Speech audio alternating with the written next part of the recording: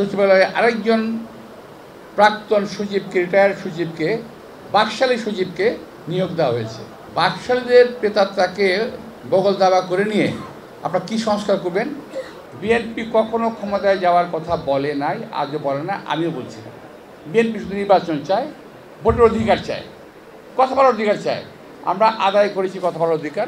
সকালবেলা ঘুম থেকে শুনি সমস্ত পত্রিকা বাতিল হয়ে গেছে, শুধু 4টি পত্রিকা চলবে: ইত্তেফাক, সংবাদ, মর্নিং নিউজ,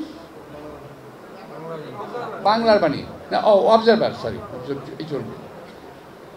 এবং আমরা পত্রিকা খুলে দেখতাম এই পেপারে যেটা লেখা হয়েছে ওই পেপারে তাই লেখা আছে, মানে একই প্রিন্ট, একই রকম। সমস্ত সংবাদপত্রের স্বাধীনতা কেড়ে নিয়েছে, কথা বলার অধিকার কেড়ে নিয়েছে মানুষের। আজকে এই যে এত সাংবাদিক, এত সংবাদপত্র, এতে অনেক বেকার সমস্যার সমাধান হয়েছে না? দেখেন তো একটু, প্রত্যেক সাংবাদিক একটা সংবাদপত্রে কাজ করেন, বেতনও পান, টেলিভিশনে হোক, পত্রিকায় হোক। এই যে একটা সংস্কার, এটা কে করেছিল? শহীদ রাষ্ট্রপতি জিয়াউর রহমান। শুধু সংস্কারের কথা বলি আমরা, পার্লামেন্টারি গণতন্ত্র কে দিয়েছিল? দেশনেত্রী বেগম খালেদা জিয়া। বহুদলীয় গণতন্ত্র কে দিয়েছিল? আমাদের শহীদ রাষ্ট্রপতি জিয়াউর রহমান। এগুলো সংস্কার না? কোনোদিন ঘোষণা দিয়েছি আমরা? কোনোদিন বলেছি? জিয়াউর রহমান কথা বলেছি আমি সংস্কারগুলো করব? শুধু সংস্কার করব, সংস্কার করব, সংস্কার।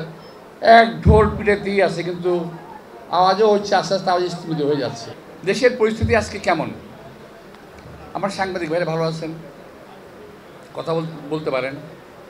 কিন্তু একটা সময় ছিল, এই যে কদিন আগে, 5ই আগস্টের আগে, এই সাংবাদিক ভাইদের মধ্যেই অনেকেই, এই টেলিভিশনের মধ্যে অনেকে বলতে আমি বলবো 95% সরকারের কথা মধ্যে চলতে বাধ্য হয়েছিলেন।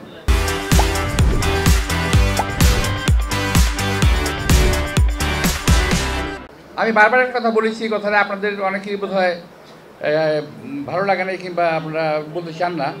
আমি বারবার বলেছি, বাংলাদেশে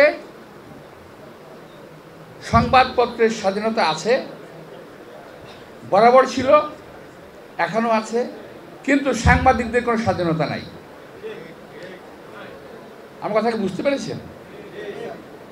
সাংবাদিকের মালিক, সংবাদ মালিক যদি বলে দেয় কোনো সাংবাদিকদের তোমাকে এরই করতে হবে, আওয়ামী লীগ যেটা বলে সেটা তোমাকে বলতে হবে, এরই করতে হবে, তখন তার কি সাধ্য আছে কিছু করার? কিছু করার নেই।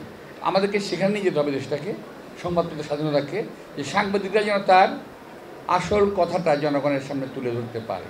সংস্কারের কথা বলছেন, করেন, আমাদের কোনো আপত্তি নেই, যতটুকু লাগে করেন, কিন্তু যথাসময়ে দেশের মানুষের প্রত্যাশা অনুযায়ী নির্বাচন দেবেন। কিন্তু তার আগে আমরা আমাদের অবস্থান থেকে বারবার বলেছি যে আওয়ামী লীগের প্রেতাত্মাকে রেখে হাসিনা চলে গেছে, কিন্তু তার প্রেতাত্মারা সব রয়ে গেছে। আমার সামনে এখন 8 জনের নাম আছে, আমি এখন বলবো না, সবাই সচিব হিসেবে আজকে মন্ত্রণালয়ে অবস্থান করছে। আবার সবচেয়ে আশ্চর্যজনক বিষয় হলো, এত কথার পরেও, এত বিরোধিতার পরও মাত্র 2 দিন অথবা 3 দিন আগে সচিবালয়ে আরেকজন প্রাক্তন সচিবকে, রিটায়ার্ড সচিবকে, বাকশালী সচিবকে নিয়োগ দেওয়া হয়েছে কন্ট্রাক্টে, এই কয়েকদিন আগে, এবং আজকে, কালকে অথবা পরশুদিন। এখন বাকশালীদের প্রেতাত্মাকে বগল দাবা করে নিয়ে আপনারা কী সংস্কার করবেন? জাতির কাছে প্রশ্ন জাগে, আমার কাছেও প্রশ্ন জাগে। আমরা কি আওয়ামী লীগকে আবার ফিরিয়ে আনার রাস্তা করে দিচ্ছি?